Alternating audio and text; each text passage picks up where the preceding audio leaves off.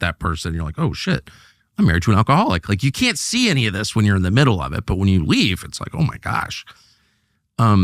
So, okay, I just want to go back a step. So you have made reference a couple of times to the rise in violence, the acceptance of violence, which is, of course, the purest distillation of evil, in my opinion, the most obvious for sure.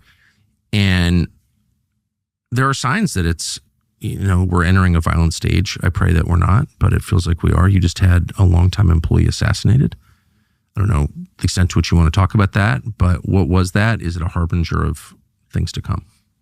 Well, a month ago, Jamie White, a great reporter, great guy. We were working up there Sunday night till about 9 o'clock. I left. He went home and then got shot through the carotid artery, one shot through his neck, and then out the back, and then he bled to death. By the time he got to the hospital, about 15 minutes later, the police got there very quick. How old was he? He was 36. Ugh. And he was on the Ukraine hit list along with myself and you and a bunch of other people, and everybody getting the SWAT calls, the SWAT teams sent to their houses, and their families has been on that list as well. Which is basically everyone you know. Yes. And then of course, Ukraine tortured American journalist Gonzalo Lira to death and then celebrated that. And so, and of course, we have the would-be assassin down in Mar-a-Lago, who is a big leftist, connected to all these intelligence agencies, recruiting hundreds of fighters for Ukraine, an American. Then he comes back and tries to kill Trump.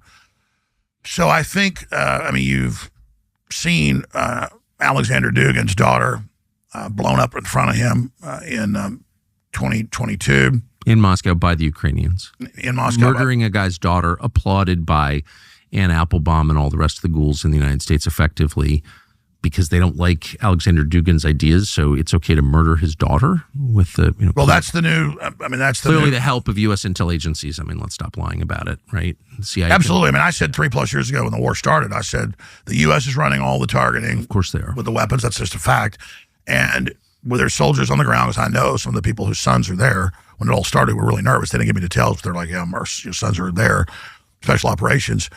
And there's been a lot of U.S. military personnel fighting Russia in Ukraine. Absolutely. I'm on record 3 years ago saying that. And then 2 weeks ago, New York Times, the U.S. has been running the war and been there the whole time. And, get a Pulitzer Prize. So that was all known. And so now Trump is trying to rightfully end it.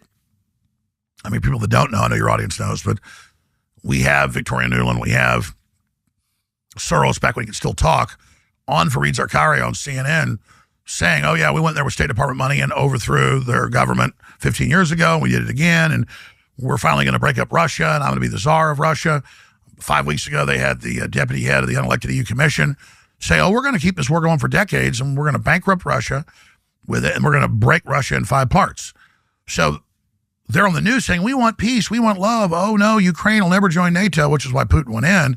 And the weapons being brought in to his border. And then separately, Zelensky's always, no, I join NATO. And so, again, the West started this war. Imagine if Russia... I'm aware, yeah. I know you know more better than anybody, probably. No, it's just... Has encircled. You've actually... Yeah. Any American journalist, you've been everywhere. You've documented it. And it's just, we're starting the fight. These crazies are dragging us in to what's really already World War III conventionally, that every escalation moves us closer to nuclear war. The doomsday clock with the atomic energy scientists, was the closest it's ever been. And so this is really fundamental.